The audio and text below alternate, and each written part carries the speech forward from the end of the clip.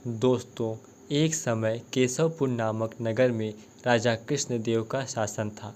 राजा काफ़ी धार्मिक और दयालु था। वह राज्य में आने वाले हर साधु संत की खूब मन लगाकर सेवा करता था तथा राजा का यह आदेश भी था कि राज्य में कोई साधु या साधु मंडली आती है तो सबसे पहले राजा को सूचित किया जाए। राजा के साथ साथ उनके नगरवासी भी साधुओं की खूब सेवा करते, जिनके आशीर्वाद से उस नगर के सभी लोग बहुत ही खुशहाल थे। राजा केशव देव के प्रजा के लोग इतने अच्छे थे कि वे सभी एक साथ मिलकर एक दूसरे के कामों पे हाथ बटाते थे। इसी कारण धीरे धीरे केशवपुर बहुत ही तरक्की कर रहा था। केशवपुर नगर के पास ही एक नगर और था जिसका नाम सूरजपुर था। उस पड़ोसी राज्य में राजा कंसदेव नाम का एक राजा था जो कि राज्य करता था। वह बहुत ही घमंडी और अत्याचारी था। वह अपनी प्रजा को खूब सताता और नए नए यानी कि हर रोज़ नए टैक्स लगाता और लोगों को परेशान करता। राजा अपना सारा समय नाच गाने में लगाता और लोगों से टैक्स वसूलता। दोस्तों, सूरजपुर की जनता बहुत ही परेशान होती है क्योंकि वे नए नए टैक्स को नहीं चुका पाती, जिस कारण वे अपने राज्य को छोड़कर राजा कृष्णदेव के पास आ जाते हैं। राजा कृष्णदेव ने सूरजपुर के लोगों का सम्मानपूर्वक स्वागत करते हुए उन्हें अपने राज्य में रहने की इजाज़त दे दी। दोस्तों, धीरे धीरे क्या होता है, देखते देखते ही पूरा राज्य खाली होने लगा। राजा कंसदेव और उनके कुछ सिपाही नगर में रहने लगे। भूखमरी के कारण पशु पक्षी भी मरने लगे और उनकी लाशें नगर में ही सड़ने लगी। इसी के चलते पूरे सूरजपुर में बीमारी फैल गई। राज्य में बचे लोग भूखमरी और बीमारी से मर गए।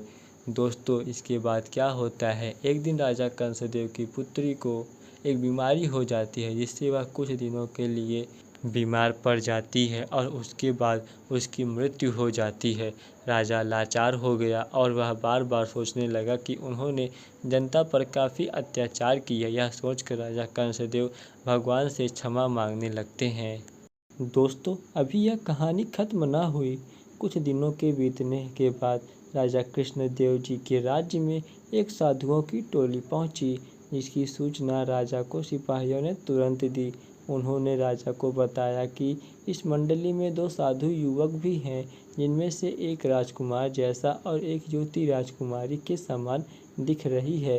राजा यह सुनते ही सब काम छोड़कर तुरंत उस सीमा पर पहुँचे। उन सभी को सम्मानपूर्वक अपने साथ राजमहल में ले आए। दोस्तों, जितना हो सका राजा ने उन लोगों की खूब सेवा की। कुछ दिनों के बाद साधुओं ने राजा के नगर में घूमने के लिए कहा, जनता से मिलने की इच्छा प्रकट की। राजा भी सभी साधुओं की बात सुनकर उनके साथ नंगे पांव अपने नगर की ओर निकल पड़ा। साधुओं ने देखा कि केशवपुर का हर नागरिक खुश है। वहाँ जहाँ से गुजरता वहाँ राजा की जय जयकार होने लगी। सभी प्रजावासियों व राजा के साधुओं के साथ फूल माला से सम्मानित किया। जनता द्वारा राजा के लिए इतना आदर देखकर साधु ने कहा, राजन आप धन्य हैं। दोस्तों, शायद आपने ये कहानी समझी नहीं। वह साधु कोई और नहीं बल्कि सूरजपुर का राजा था। उसने राजा से कहा, मैं एक साधु नहीं बल्कि मैं आपके पड़ोसी राज्य सूरजपुर का राजा हूँ।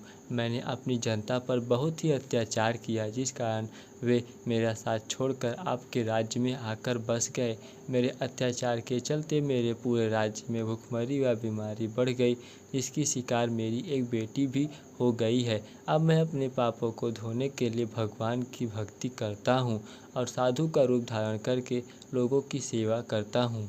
हे राजन, मेरी आपसे एक विनती है, क्या आप मेरी यह विनती स्वीकार करेंगे? राजा ने कहा, हाँ, मैं आपकी विनती अवश्य स्वीकार करूँगा।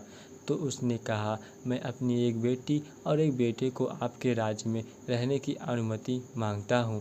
इस पर राजा ने बोला कि ये मेरे साथ अवश्य रहेंगे। राजा ने अपने बेटी और बेटे को छोड़कर वहाँ से तीर्थ यात्रा के लिए निकल जाता है।